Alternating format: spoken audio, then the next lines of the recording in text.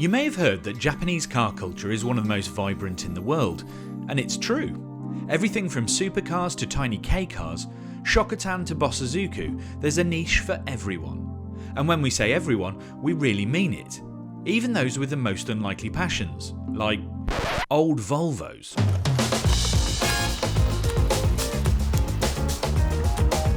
名前はヒロです。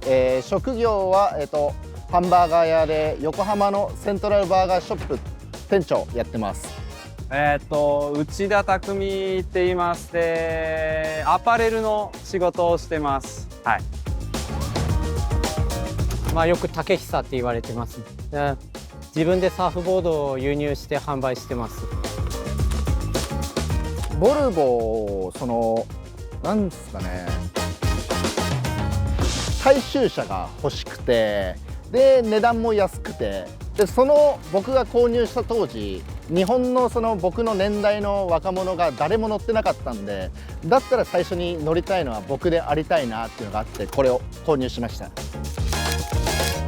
まあなんか見た目とやっぱり長く付き合えそうだなって感じが、はい、一生乗れそうかなと思って。Some people really love the things that can use long time. There's a Japanese word, もったいない, which is too much waste is not good. This Volvo fits to the spirit of もったいない。多分めっちゃシンプルで直しやすくて、長く乗ることを考えてるのとか、あとは室内のパーツも全部柔らかいし、本当に安全なのを考えてて、自分と、乗るパートナーのことも考えてるというか、すごい優しい車かな。まあ家族の一人みたいなもんですね。家族を買い替えたりとかしないでしょう。ずっと乗ってられる存在だと思います。特別な感覚っていうよりかは、やっぱすごいかっこいい車で、90年代の車なんですけど、本当にいわゆる足使いできるっていう、例えばスーパーマーケット行ったりとか、嫁とデートに行ったりとか、いろんなマルチな使い方できる車かなと思います。So all the people that we've got here are really cool people. Why do you think the cool people are attracted to the Volvo? Because they're quite boxy. In the UK and in Europe, they're almost not cool. Wow, really? 全部かっこいい。全部かっこいい。やっぱり角張ってるところがかっこいいし、今の車は CAD 使ってるからみんな丸っこいでしょ。丸っこい車の中で角がある車が1台あると、それだけで目立つと思います。でもボロくてもかっこいいし、本当全部かっこいいですね。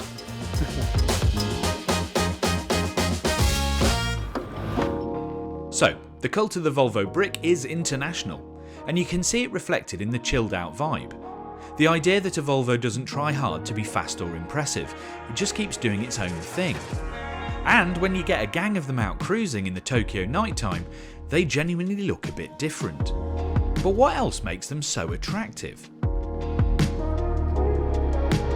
So what is it about Volvos that have developed this slight culture around? Japanese people really like North Europe brands like Volvo and Akio. You know, Japanese people think Volvo is really strong and tough.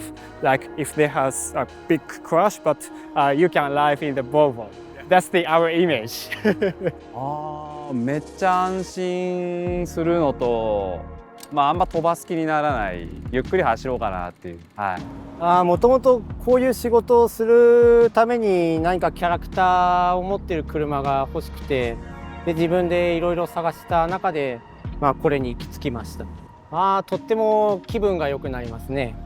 ゆっくり走っても速く走っても。This is my first day to drive this car, and I feel two things. One is really gentle to drive, and the second is I don't think going fast when I drive this car.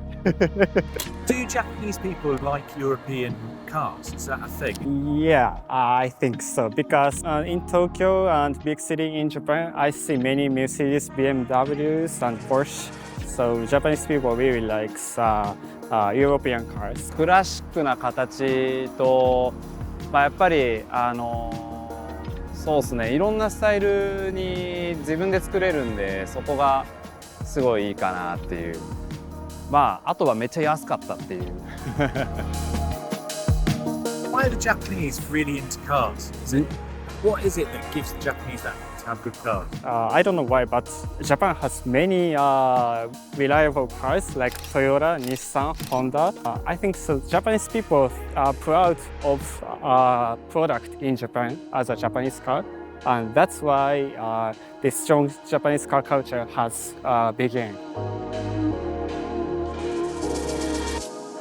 やっぱ峠とかが多いからじゃないですかね。やっぱ日本のあと漫画アニメ、ボルボ自体はいわゆるそのイニシャル D とかに出てくるようなスポーツカーじゃなくて、どっちかというとスローライフを楽しむ車なんで、本当にその自分のスローライフとすごい合ってるな、ゆったり走りながら、寛大な気持ちで、ゆったりとその目的地を楽しむっていう車になります。So here's the thing. A Volvo Brick, specifically from the 70s to the 90s, is about that slow life philosophy. Doing business in as relaxed a manner as possible, being relatively cheap and easy to fix, and having a boxy, unpretentious attitude. And that's the same as the people who drive them. These Volvoisti were warmly welcoming, hugely fun, and even though we didn't speak each other's language, we communicated through our passion for cars. And weird car-based sign language, obviously.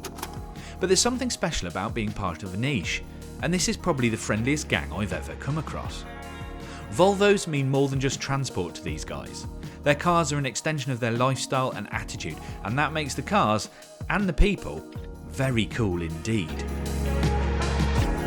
3つ、